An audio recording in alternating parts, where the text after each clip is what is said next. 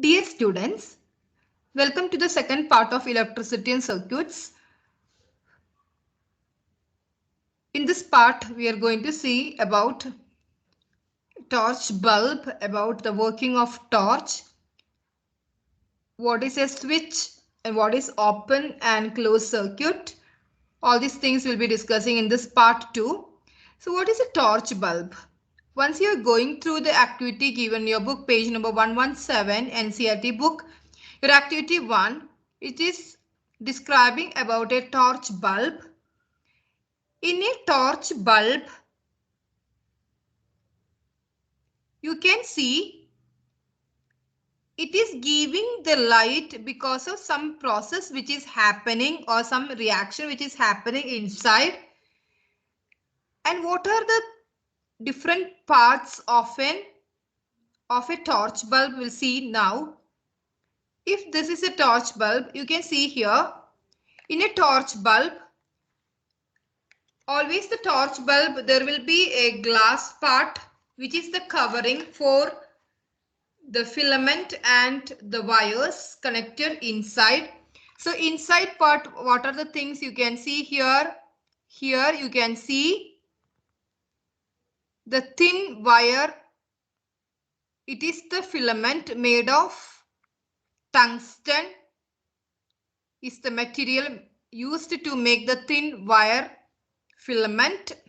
And left and right side of this filament you have thicker wires, and there is a glass bead, and with that it is fixed to the bulb, and the outer part is with the help of a glass material it's covered, and the bottom part you can see the metallic case,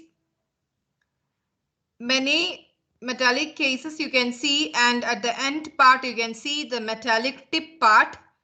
So here it is like if one part of this thicker wire, you have two thicker wires. If one part of the thicker wire, if this is connected to the left part and the another part of thicker wire, this is connecting to the metallic tip. So what is the meaning of that? You have two thicker wires which is making the thin wire filament getting connected to the positive and negative terminal of the bulb, and one terminal is connecting to the negative part of the bulb or negative terminal of the bulb here, and the next one is to the metallic tip, that is positive. And once this bulb is getting connected to the cell, from the positive to negative terminal there will be flow of electric charges. So this is about the torch bulb. Now we see the characteristics of this. Here, which part is giving the light is called filament. It's made up of tungsten. We are selecting tungsten because of its high melting point. If you're using any other material, easily it will be melting, and always you have to change the bulb so that for here, because of that reason, tungsten is selected which has high melting point, and the filament is fixed to two thicker wires that we have seen now, and one thick wire is connected to the metallic case, another one to the metallic tip. So these are the features of this torch bulb. Next we'll see what is the direction of the current flow. Always the current flows from the positive terminal to the negative terminal. So the current can flow from the positive terminal to the negative terminal. It will never flow from the negative to positive. Always you have to remember this. Keep in mind the connection should be given in such a way that the electric charges can flow from the positive terminal to the negative terminal. Then only you can see the bulb is going to glow. Otherwise the bulb will not glow and it will not show the brightness, because the connection is given not in proper way. Okay, so we'll see the next slide now. What is a fused bulb? So here I showed you the bulb. The filament is made up of tungsten. If any break comes this part, any break happens in this filament, because of that the connection is lost or the connection is made a gap. Such a situation it is called as fused bulb, because the filament is separated or there is a gap created, that is called as fused bulb. And the fused bulb, it is making the connection a gap, or you can call it as an open type of circuit, open circuit for a fused bulb. Fused bulb means open circuit, so that the electric charge is not able to flow and the connection is broken or a gap is created. Now it is an open circuit, so the bulb will never glow. That is called as a fused bulb.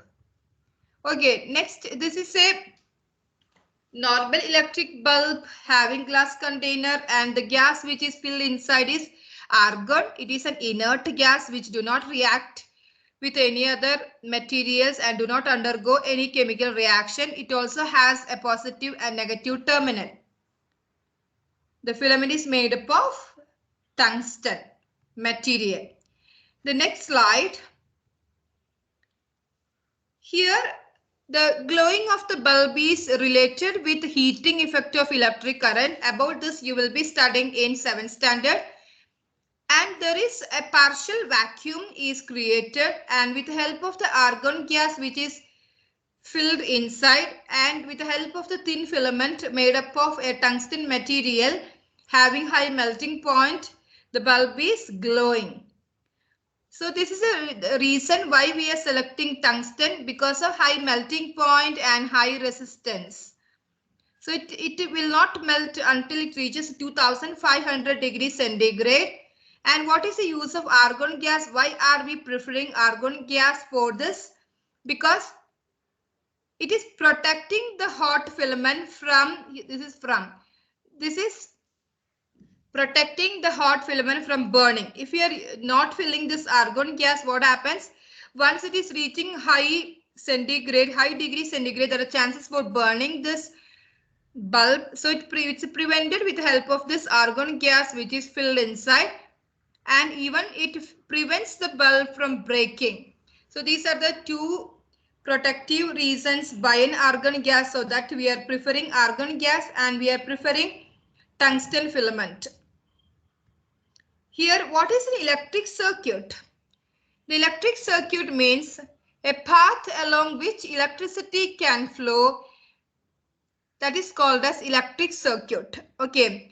So if we are connecting everything, we have a battery, we have a switch, we have a bulb, everything we are connecting in proper way, we can expect the bulb will be glowing. If it is set open circuit, there will not be any current flow. There will be some gap is created, so that the electric circuit is not complete. Only such a case the bulb will never glow. Okay, so now I will show you the diagrams. So what is electric circuit here? Open circuit. Now you can see the bulb. The connection is given such a way that the positive terminal is connected to the negative terminal of the bulb, and the positive terminal of the bulb is connected to the negative here. Always the current direction flow from positive to negative terminal.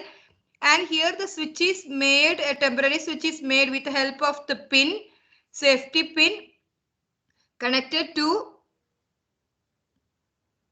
this is a thermocol board, and you're keeping two pins here. With the help of safety pin, you're creating the same way how a switch works. And here this is open, the gap is created, so that it is called as an open circuit.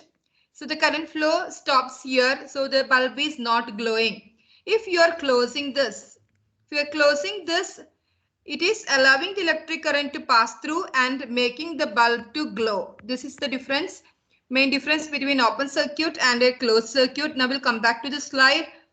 Now you can understand more clearly what is the difference between closed circuit means complete circuit, there is no gap, so bulb is glowing. Open circuit means there is a gap created, so the current flow is not completed, so the bulb is not glowing.